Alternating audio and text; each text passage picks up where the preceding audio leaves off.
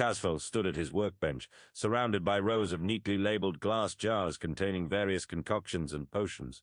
The shelves behind him were lined with dusty tomes bound in worn leather, their pages filled with arcane recipes and medical texts. A series of stainless steel cabinets held an assortment of equipment for preparing and testing the apothecary's creations. The air was thick with the scent of herbs, spices, and the faint tang of something more unusual. Just then, a figure emerged from the shadows, his eyes gleaming in the dim light. Captain Mortis stood tall, his face a map of scars and wrinkles, etched into the skin like the lines on an ancient tome. His voice was low and husky, sending shivers down Caswell's spine as he spoke. "I've been searching for you, Caswell," Mortis said, his words dripping with an air of mystery. "My librarians have alerted me to a presence that stirs in the warp, one that threatens to destroy Kantaka. I need your expertise to untangle it." Caswell's eyes narrowed, his mind racing as he tried to decipher the captain's cryptic words. What presence, and what did Mortis mean by untangle it? The apothecary hesitated for a moment before responding. "I'm listening, Captain. What do you need me to do?" Mortis's gaze locked onto Caswell, his eyes burning with an inner intensity. "We've received intelligence that the Warp Viziers are making preparations to launch a large-scale ritual on our lines," he said, his voice dripping with urgency.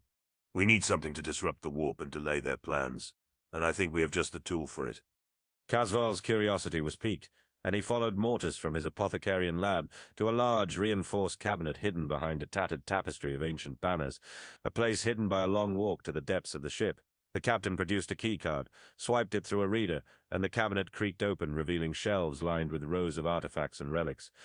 Mortis handed him a tall, ornate box sealed in a layer of wax infused with rare psychoactive herbs. "This is one we've been waiting for. A relic sword said to have been wielded by a great hero of old. Its power is tied to the warp itself." Caswell's eyes widened as he took the box from Mortis, feeling an electric tingle run through his fingers as they made contact.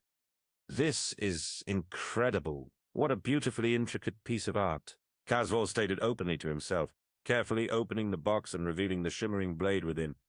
The sword was a thing of beauty, its steel etched with symbols that seemed to dance in the dim light.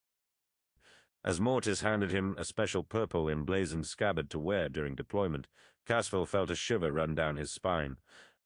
"This is unstable. Are you certain this will help us?" Caswell breathed, feeling the power of the warp coursing through the blade like a living thing. Mortis's eyes burned with intensity. "I'm convinced it will, Caswell. We'll use it to disrupt the Warp Viziers and buy us some time to regroup and counterattack. If you had such tools to easily disembowel your prey, would you not use it as well?" Caswell nodded, feeling a mix of excitement and trepidation.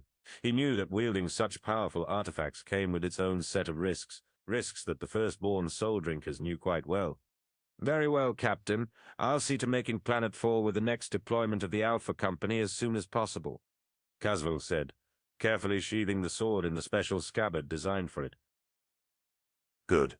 I want you to use it only for the next deployment and return it to me afterwards. This quick but brief deployment will buy us the time we need. Emperor help us, we cannot lose this planet. We have detected signals from one of our query. Our navigator thinks we have found a planet nearby that was lost in old night.